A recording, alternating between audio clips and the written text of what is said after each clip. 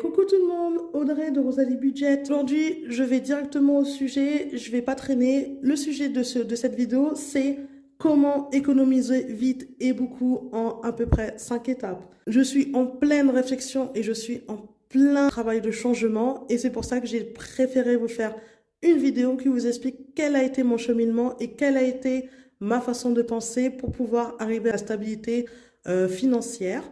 Sachant que je travaille sur ce sujet depuis plusieurs mois. Effectivement, j'ai ouvert ma chaîne il y a maintenant 3 mois, mais je travaille sur ce sujet-là depuis, mais vraiment bien avant. Pour les nouveaux arrivants, bienvenue et abonne-toi. N'hésite pas à liker et à mettre des commentaires. Je réponds à chaque commentaire. Et d'ailleurs, j'en serais très heureuse d'avoir des nouveaux commentaires parce que l'échange que j'ai avec ma communauté me permet à moi de m'échanger, mais ça vous aide aussi, vous aussi, au cas où il y a des points où vous n'avez pas pensé. Sans transition, on y va tout de suite. Je vais vous dire comment j'ai réussi à économiser et à sortir en fait de mon découvert. Ma première étape à moi a été qu'est-ce qui n'allait pas? Pourquoi je suis tombée dans ce cercle vicieux? Pourquoi ça n'allait pas? Je me répète, désolée, mais vraiment, ça a été pourquoi. Deuxième chose, quand j'ai commencé à regarder pourquoi, je me suis aussi posé la question mais en fait, pourquoi aussi je veux faire des économies? Quel est le but? Quels sont les objectifs que je veux atteindre? Alors, je vais vous donner mon avis à moi personnellement. Disclaimer, je ne suis pas experte en finance, je vous donne seulement mon avis, mon simple et humble avis, et je me dis que si jamais mon avis peut vous aider ou aider ne serait-ce une personne à retrouver la stabilité financière comme je suis en train de faire, j'aurais déjà beaucoup gagné. Pourquoi? Moi, ce que je voulais, c'était déjà, première chose, c'est que je suis maman du solo, d'une enfant. Et chaque mois, j'étais à découvert de plus de 950 euros, soit à peu près 1000 euros. La seule chance que j'ai, c'est que, enfin, une chance, j'ai quand même travaillé pour avoir cette chance-là. J'ai un salaire plutôt convenable, donc je suis à peu près 2500 euros par mois. Avec ceci, bah, en fait, chaque mois, j'étais là et ça creusait, ça montait, ça montait, ça montait, jusqu'au jour où je suis arrivée à plus de 1100 euros de découvert qui correspondait à peu près à plus de 45% de mon salaire du mois d'après. Et je me suis dit que c'est plus possible. Je ne peux pas vivre comme ça, à tenter de prendre de l'argent qui n'est pas mon argent, qui est l'argent de la banque, pour pouvoir vivre, parce que c'était pour nourrir ma vie, c'était pour tenir mes dépenses courantes, c'était pour sortir, faire plusieurs choses. Au fur et à mesure, je me suis rendu compte que c'était, voilà, je me répète encore, mais c'était plus possible de vivre comme ça. Et il a bien fallu que je sache quoi faire et comment agir. Et du coup, je me suis mis aussi des objectifs que je vous avais jamais dit encore pour l'instant, mais effectivement, j'ai des objectifs d'immobilier, j'ai des objectifs de vie, des projets d'achat immobilier, comme je vous ai dit tout à l'heure, mais j'ai aussi des objectifs d'investir dans des actions ou dans des sociétés. Mais ça, c'est encore, je suis encore en train d'étudier tous ces points. En étant dans la dépense tous les jours comme je l'étais, c'est juste pas possible. C'est en fait finir après quelques temps, quelques années, bah, paraître totalement non solvable et ne plus pouvoir vivre correctement, en fait, tout simplement. Et ça a été la première étape qui n'a pas été la plus facile, car c'est un travail que vous faites avec vous-même, pour vous-même. Attention, vous faites ce travail-là pour vous et pour vous-même, pas pour quelqu'un d'autre, ni pour... Voilà, c'est vous qui décidez que c'est plus possible, ça, allez, on arrête. La deuxième étape, quelque chose que je n'avais jamais fait de mes 34 années, c'est établir un budget avec les ressources que j'ai actuellement. Pour établir un budget, pour moi au début ça a été compliqué parce que je ne savais pas quoi faire, je ne savais pas quoi lire, je ne savais pas comment catégoriser les dépenses ou éventuellement les entrées.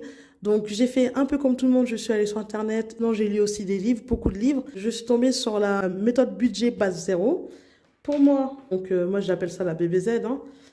Mais il y en a, en veux-tu, en voilà. Et il y a plusieurs méthodes. Il y a certaines personnes qui prônent le 50, 30, 20. Il y a aussi le 70, 15, 15.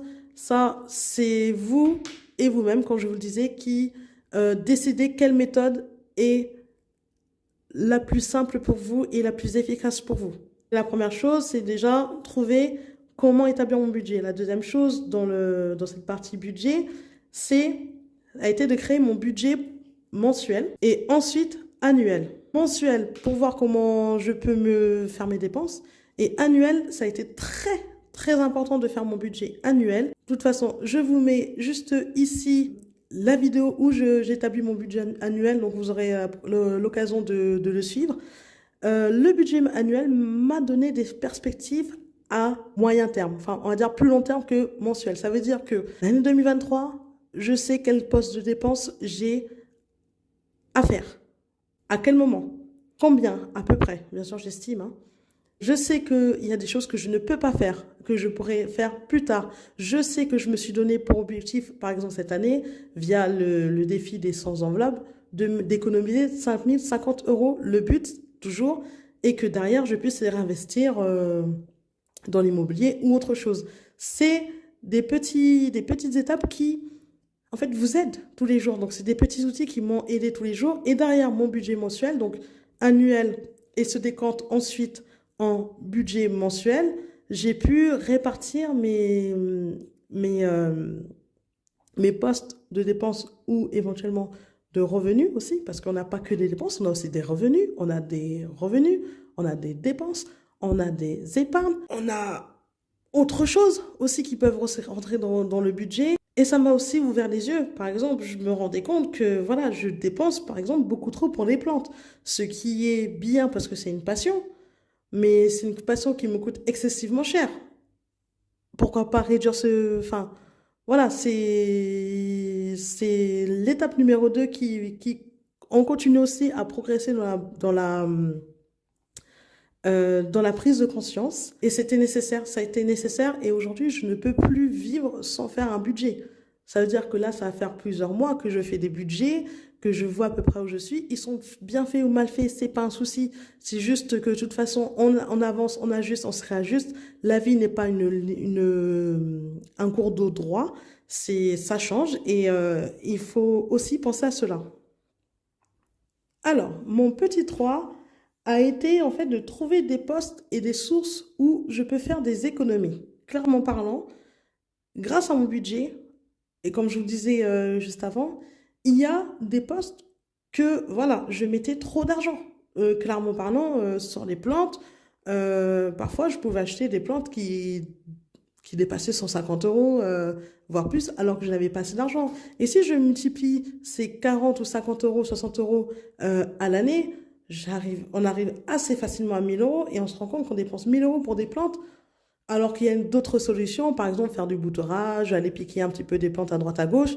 C'est une des étapes d'action qui me montre encore une fois que non, attention, prends le haut là, recule-toi, réfléchis avant de dépenser, revois tes abonnements téléphoniques, revois tes abonnements à la salle de sport. Est-ce que tu vas à la salle de sport? Est-ce que c'est pas mieux pour toi? Tu te sens pas plus à l'aise d'aller courir dehors? Revois tes abonnements au niveau de la box internet. Est-ce que tu as des abonnements, des vieux abonnements qui traînent, que tu n'utilises même pas? Par exemple, est-ce que tu avais une imprimante il y a quelques temps et que l'imprimante a cassé, elle ne marche pas, mais que ton abonnement pour l'encre de l'imprimante continue toujours à tourner? Revois tes abonnements, enfin tes assurances. Est-ce que tu peux pas renégocier tes assurances? Deuxième chose, en poste d'économie, quand vous êtes au travail, au bout d'un certain temps, vous êtes sur le poste, va chercher à négocier. Va chercher à augmenter ta condition actuelle. Est-ce que tu te sens assez bon aujourd'hui pour aller voir ton chef et lui dire que maintenant, ça suffit. Je ne veux plus enfin, je sais ce que je veux, ce que je ne veux plus. Moi, je veux peut-être plus de responsabilités. Donnez-moi ces responsabilités-là et derrière, en contrepartie, augmenter mon salaire. Ça reste aussi des points qui sont assez faisables. Si on peut continuer à ce niveau-là, Au niveau alimentaire, est-ce que vous continuez à consommer encore, bien qu'aujourd'hui il y a l'inflation qui nous tombe dessus et qui n'est pas, qui est assez contrariant dans la vie de tous les jours.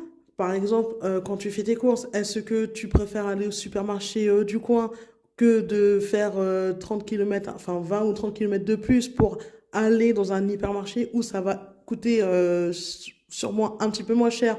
Est-ce que tu préfères consommer local? Est-ce que tu ne devrais pas revoir tes priorités?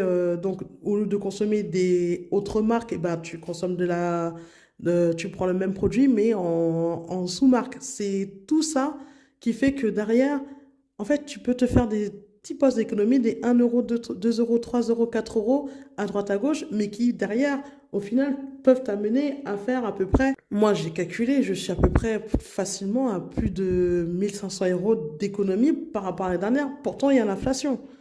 Mais parce que je travaille tous les jours, j'ai déjà établi mon budget comme je l'avais dit en partie 2, et que derrière je me suis dit, ah bah dans ce budget-là, ça c'est plus possible, ça on continue, ça on reprend, on traque ses dépenses. En petit 4, moi j'ai marqué, on rembourse ses dettes, toutes ses dettes.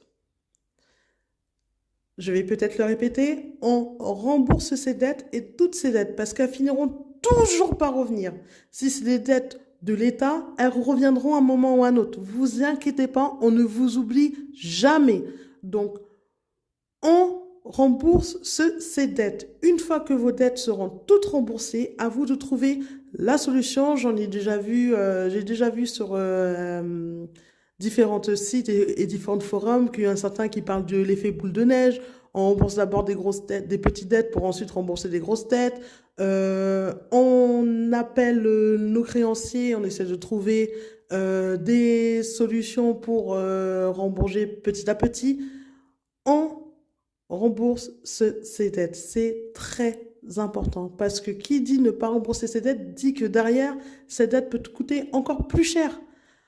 Quand les huissiers viennent à la porte, quand il y a des taux d'intérêt qui sont appliqués, donc une dette qui te coûte 600 euros, enfin, si tu as une dette de 600 euros à un point A et qu'on fait venir des intermédiaires et des intermédiaires, tu peux passer de 600 euros à 900 euros en très peu de temps. Et quoi qu'il arrive, je vous l'ai dit, il faut rembourser ses dettes. En même temps, il faut penser à se payer en premier. Quand je dis se payer en premier, je parle lorsque tu as décidé d'avoir un poste d'épargne, tu te l'es attribué dans ton budget. Oui, c'est une chose que je voulais vous dire dans le budget, attribuez-vous toujours un poste d'épargne, même si ce n'est que 10 ou 15 euros chaque mois, essayez de vous attribuer un poste d'épargne. Et ce poste d'épargne, tu te le payes en premier, avant de payer ton loyer, avant de payer tes créanciers, avant de tout ça.